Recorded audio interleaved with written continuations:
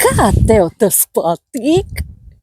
Evika Siliņa latgaliešiem aicina norūdīties augstā dušā. Bet Andris Sprūts ir apvainojies uz tautu, gluži kā mazs bērns, noveļot savu vainu uz citiem. Un tagad es tev pastāstīšu visu pēc kārtas.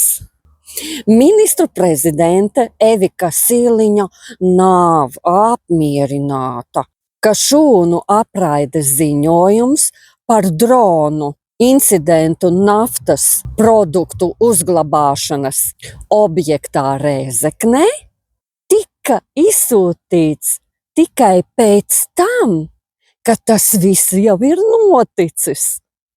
Siliņa teica, ka situācija sabiedrību tikai norūda.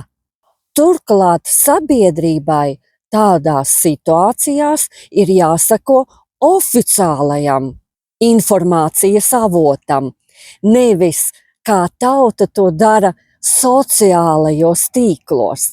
Tikai Siliņas kundze ir aizmirsusi, ka visas dienas garumā nekas īsti nebija zināms, un latgalieši savstarpēji sazinoties, un arī, protams, sociālajos tīklos, savos burbuļos varēja noskaidrot, kas īsti notiek.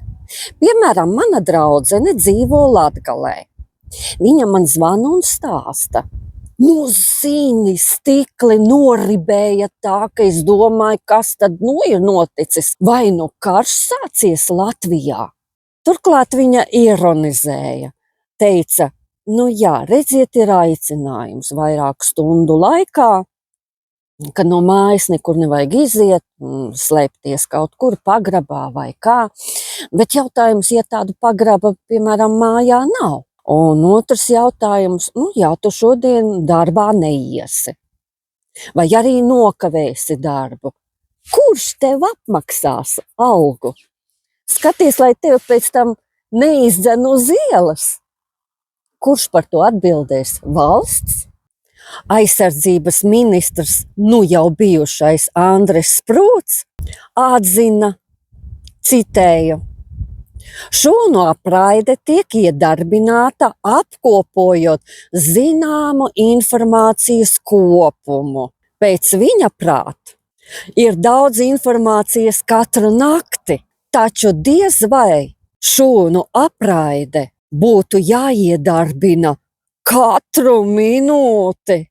Nē, Sprūta kungs, man nevajag, lai jūs iedarbinātu signālu katru minūti. Iedarbiniet tad, kad drons ielido valstī.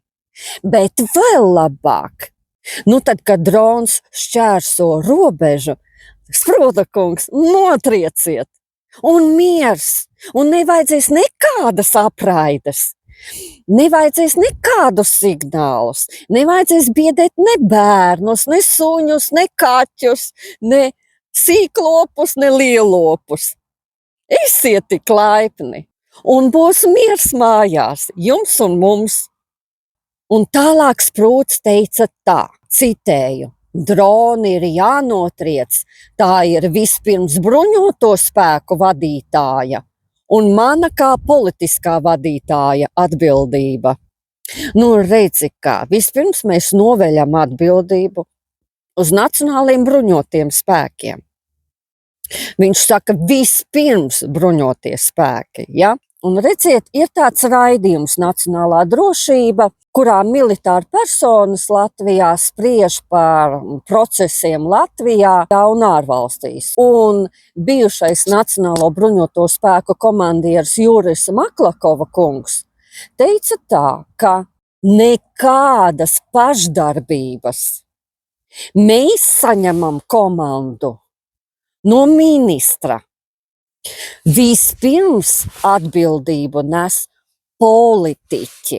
Un tikai pēc tam NBS. Redziet kā, cik viegli mūs var apmuļķot, vai ne?